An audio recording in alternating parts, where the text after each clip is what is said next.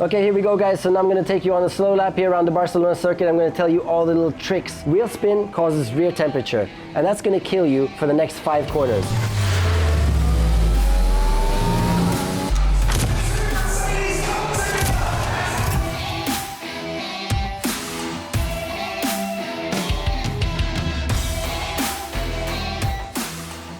Welcome back to another episode of F1 Fridays, and this week we're going to be speaking about the Spanish Grand Prix in the Barcelona circuit. It's the circuit that I know best and all the other drivers know best because we test there for hundreds and hundreds of laps every year. We do the most miles in our career on this track, so I'm going to be able to tell you every single detail. And I'm sweating like crazy because I've been in the simulator just before trying to get a hot lap right, which was damn hard. Oh, I'm roasting. I'm sweating like crazy. You guys could have told me I would have brought some shoes. So please don't raise your expectations too high for a hot lap. I'll do my best nevertheless, but for the slow lap where I take you through every single detail, it's going to be pretty cool. I'm going to explain everything to master that track, to get the best lap out of the track, and we're going to throw in some wind this time because wind always plays a huge role, and I'm going to explain to you how to master the wind as well on a quali lap. As you know, I did this track analysis series for Project Fundraise where all of you had the chance to win my electric high-performance motorbike in my raffle. It's now over, so I'll be announcing the winners soon, and we've raised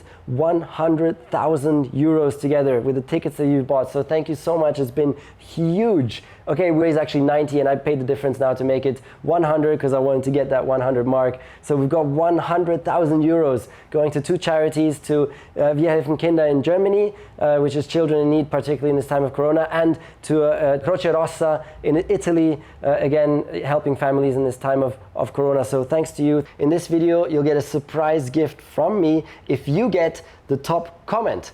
And you have to comment about the following question.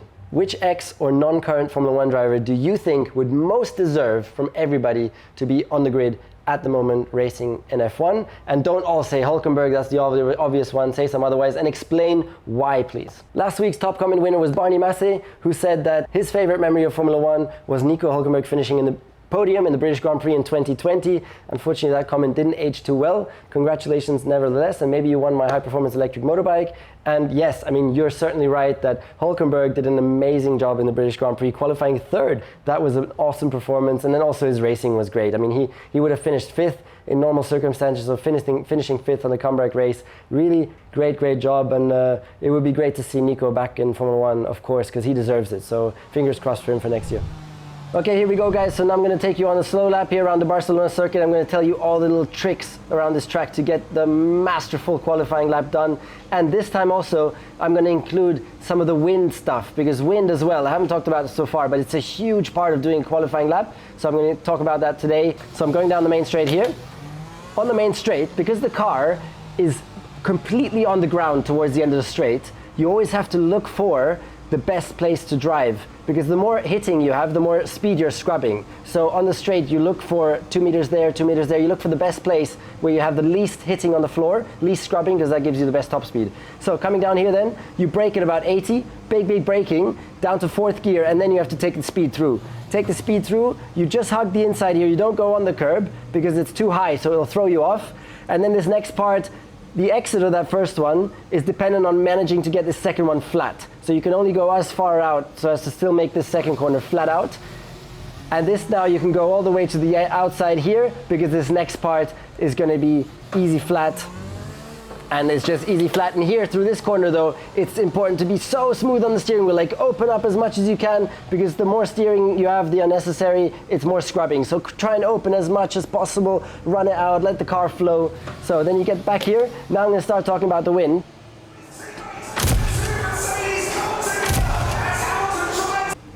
This corner actually I don't know much about. I'm not very good at this corner. Let's skip this one. Let's go to the next one. Hang on a second. Okay, I'm feeling much better now again. So this next corner, so the wind, it's coming from the straight diagonally. So going in here, you've got the wind kind of from the side, so it doesn't have too much of an impact. Into here though, you see there's a lot of black marks on the inside there. It's because you're always locking up the front, because the track kind of drops away. So going into here, what you need is more engine braking. So you go click up on engine braking here, and what engine braking does is, in the beginning of braking, it makes no difference, because the dominant thing on braking in the rear is going to be the brakes, which are like so much more powerful than engine braking. But as you're getting to the entry and you're releasing the brakes, the engine braking becomes more and more dominant. And when you get to the very end and you completely release the brakes, the engine braking is the only thing left. So it's like this little handbrake that's left on the rear. And it's like a rally car, it's this little handbrake that is just stepping out the rear and helping you turn the corner. And so for this corner, and to stop that inside locking at the very end, you just ramp up that engine brake, and it just helps you put more braking on the rear, less on the front, gives you this handbrake to turn the corner. So that's what you do here, just for this corner. And now, look at the wind. So you got the wind straight from the front now. So in this corner, because you got the wind straight from the front, you can get on the power much earlier, and you put the power down, and you imagine like a usual day of wind will be like 40 kilometers an hour wind. That's going to be a medium amount of wind. 40 kilometers an hour. Here in this corner, you're doing 80 kilometers an hour. So 80 plus 40 in terms of wind speed for the car is 120. So you can imagine that's 50% more downforce at that moment in time. So it's a huge difference. So on the exit here, it's like you have so much more grip, and you need to know and learn how to use it. So you can go on the throttle so much earlier, so much more aggressive out of here, and you just bomb it. You bomb it, you can upshift earlier and just really hammer it down. And then you get to the next part here. Again, here it's about doing the shortest distance. So you go to the inside to do shorter distance around that bend, but you do have to come back out quickly so that you straight line it again for braking. Because braking, it's always important, remember, to straight line it so you're not wasting any potential in lateral grip, using it all for the longitudinal deceleration. So then here, it's a really short braking. You got to decrease that engine braking again, because in this corner now you have a lot of oversteer usually on the entry, so you don't want any extra engine braking. So you go back up on the engine braking to reduce it and go back to the standard level. And then here again, very difficult. You got this huge oversteer on entry, then you massive understeer afterwards. So you just have to manage to get the apex, and then it's really difficult because you got this huge understeer. You got the wind now, remember, from the back. So coming out here, first of all, you got understeer mid-corner. Then the wind hits you from the back, so you have a lot less grip coming out here. And at the same time, you have that really ugly sausage curb coming. So it's super difficult to time it right, but it's so crucial because it's uphill, so you can lose so much time. The exit is important. So somehow between understeer mid, big oversteer due to wind on the exit, you still got to try to feed it in and put that power down and put it down in the right way so that you just miss this sausage curb when you're going up there. Because if you hit the sausage curb, that's horrible for it's going to put the car all over the place and you lose a lot of speed. So now you come to this corner. Now, I'm very, very sorry. I don't think it's completely flat in qualifying. I think it's like a tiny, tiny, tiny lift. I might be mistaken. Maybe it's flat. Anyways, tiny lift, and you just have to open the corner as much as possible. The exit is completely blind. You don't see the exit, as you can see. You don't see where the curb is. So you go by memory. You completely go by memory, and you kind of always pray. You're like, oh shit, I hope I make it. I hope I make it. And then on the exit, you'll see if you make it. And if you do run out too wide, it's pretty horrible. You lose a lot of time, because it's really bumpy. So you got to kind of stay here on the red, because that's where the best grip is, and that's how far you can run out. Okay, then you hit DRS. Hit the DRS, there we go. Bomb it down this straight. Now here you have the biggest straight line braking load for the lap. And so what you do is you move the brake balance forwards, because you're going to be braking much harder for longer in a straight line. The braking on the front has more potential than all those medium speed corners, and you have no steering. You're really braking straight for such a long time, so much more potential on the front. So you move the brake balance forward 2%, makes a huge difference in braking. If you wouldn't do that, you would be locking up the rears massively. Locking up the rears causes overheating, so then you're going in with oversteer, you're going to have less traction because you got the rear tires much hotter in braking, and then you're going to lose out for the whole last sector because you have one sequence after another. The rear tires will never cool down. You're always going to have more temperature. So this braking is crucial to get that brake balance right and to not overuse the rear tires. So brake balance 2% forwards, DRS, release the DRS of course before braking. You brake at 80, brake down all the way third gear, and then this is pretty standard. You've got to hit the apex. If you don't quite hit it, not a problem. Hit the apex here. Remember now, wind from the back right at the moment. So it's a horrible exit here. You got the rear tires a little bit hotter anyways from braking, and now you got the wind from the back. Horrible. So you've got no grip. You're all over the place. But you still got to be a little bit careful, because if you unnecessarily put too much wheel spin in on the exit now, wheel spin causes rear temperature, and that's going to kill you for the next 5 corners. So yes, you want to be aggressive, but with the wind in the back, you've got to be a little bit careful, not put too much wheel spin, so as to keep those temperatures tiny, tiny bit under control, because it's going to give you so much more grip for the next 5 corners, and it can be a difference of 1.5 tenths for the next 5 corners. So you just got to keep that in mind on the exit here. So yes, try and be hard, avoid the apex curb to get more grip. So straight line the steering wheel. When you're on the traction and trying to go for it, remove any lateral load, so you go all of it longitudinal, same as braking. So really make sure your steering wheel is dead straight to put the traction down, power down, and then turn as late as possible into here. And here, maximum attack on the curb. The compromise is if you take too much, you bottom out and it throws you off. So you've got to remember exactly the point where you have to hit that curb. And it's just one tire over the white and red markings. It also depends a little bit how low your car is, but usually it's exactly one tire over the red and right where I am now. So you just touch the green. That's the optimum place, because it's so important here to keep this flat but stay as far left as possible to open up the next corner, which is really long. Because if you just 1 meter more to the left now here on the entry will give you like 5 kilometers an hour more on the entry, which is a huge difference. So this positioning here, so crucial for the next corner. Still, the wind from the back, remember now going into this, huh? So it's a horrible thing to have the wind in the back. You're going to be all over the place with the car because it's going to be less wind speed on the car, so less downforce by 40 kilometers an hour. Huge difference. You know, you go in here with like 130, minus 40, so the car is thinking you're only doing 90 kilometers an hour, so massively less downforce. So here you got like huge oversteer usually going in. Again, you need to be careful not to overheat the rear tires. Keep it clean because you still have 3 corners left, so you need to keep it clean. Here you can run it out in the middle, your 4th gear here, 4th gear, and then kind of stop the car a little bit and chop it back in, and then on the power, you know, maximum attack. You're going to be getting the wind from the side now, so the grip is increasing. Then run it out all the way to the sand here, but then come back quickly, because in turn-in you want to be back on the tarmac for the turn-in. Otherwise you're going to be losing grip out there. This corner really difficult because like off camber, it's pretty horrible. So you just got to take that inside curb, try and carry the speed in. You can go pretty wide here, but it's really important for the next one. This is, I think, is 4th gear. The next one, 3rd gear, you've got to be back out here because you've got to open up this because it's so tight and so important on the exit to get a good run. So here again,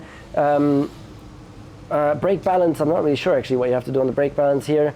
You could, you've got it forward for that hairpin before.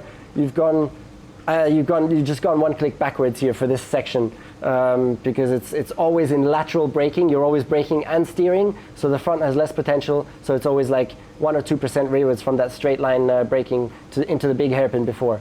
Okay, so then 3rd gear, you chop over the curb here, and now the exit is super, super crucial. Huh? You can sometimes touch the yellow a little bit, depending on how much grip you have. And then this now, you got to power down as quickly as possible. Remember again, wind dead straight from the front here. So you've got an incredible amount of grip here. It's like you're only doing like 80 kilometers an hour, but you got 40 kph wind, so you got 120 wind speed kilometers per hour in the car. Super incredible amount of downforce. So hammer it down, 3rd gear, upshift early to keep the traction clean, and then all the way on the green here, and just take the speed there. And this is easy now, easy flat. Easy flat, easy flat. Of course, make sure you still get the upshifting perfectly spot on, because you can always lose a little bit on those upshifts. So make sure you get the lights spot on, get the upshifting spot on, and that's the end of the lap. And hopefully that was good enough for pole position. Thanks for watching, and now we're going to jump into the hot lap. I can't drive anymore soon. The brake is so damn hard. The brake is so damn hard.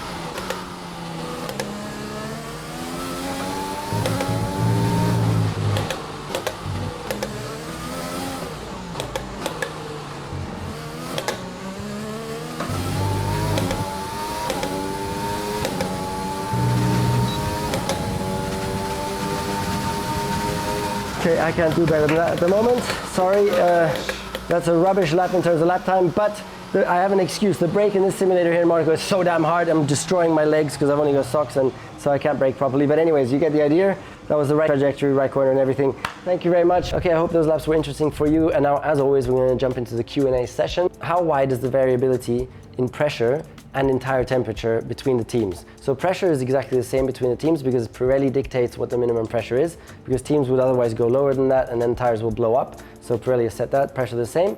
Temperature, however, changes a lot because temperature is dependent on the load that you put on the tire. And of course, if you compare now someone like Williams to Mercedes, Williams has a lot less downforce, Mercedes a lot more downforce, so Mercedes is going a lot faster, putting a lot more load on the tire, so they can have up to 10 degrees more tire temperature, and that's on the surface, but mainly also on the inside. And the inside is the important one, the temperature on the inside, the core of the tire, 10 degrees more, and that's why they got so much more blistering in Silverstone. Question 2, what's so challenging about turn 3 in Barcelona? So in qualifying, turn 3 in Barcelona is actually easy because it's easy flat. However, in the race, it's the corner where you destroy your tires most, and so that's where tire management is most important. In corner 3, you really have to go off the throttle, take it really easy, be careful in the steering, not to oversteer the front end so you get too much sliding.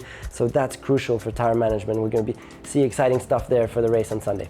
Question 3. High temperatures were contributing to the Mercedes blisters in Silverstone. What do they need to do in Barcelona to avoid that? So it's quite simple actually. What they need to do is reduce the load that they're putting into the tires, which is more load than anybody else.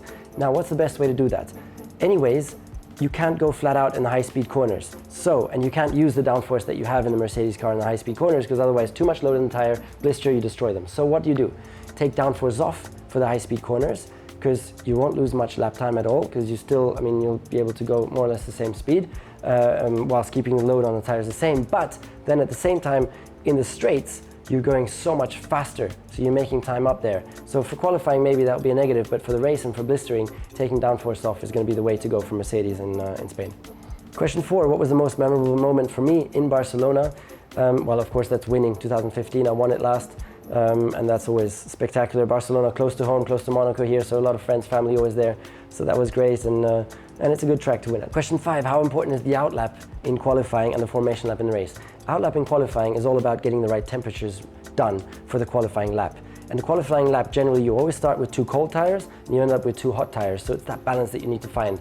But you can't start with 2 cold tires because otherwise you get to turn 1, you understeer off and your lap is gone. So you need to be more or less there, and it's about 110, 120 degrees that you got to hit to start the lap. You come out the blankets around 110, so more or less you just have to keep the tire temperatures there or maybe bring them up a little bit. And mainly you do that by just braking a lot, because braking will put a lot of brake energy into the brakes and brake temperature, and that's going to dissipate into the tires from the inside. So it's the best way to keep the core of the tires warm. So a lot of braking on the outlap to get those temperatures just right. You'll see the degrees on your steering wheel, so you can get it just right and then go for the lap and hope that at the end of the lap the tires won't be too hot, but it's always a problem. Oh, and for formation lap, what you got to do is try and get as much temperature as possible into the tires, because going so slowly there, they're always going to be too cold. And so a lot of weaving, a lot of braking again, and then donuts just at the end, just to try and force a little bit more temperature just in the surface in that sense, just before the start. Because even if you have 10 degrees more at the start, on the surface, it can really help for the first couple of meters to get more traction down. Question 6, you've driven several Formula 1 cars. Is there easier ones and more difficult ones? Yes, there is.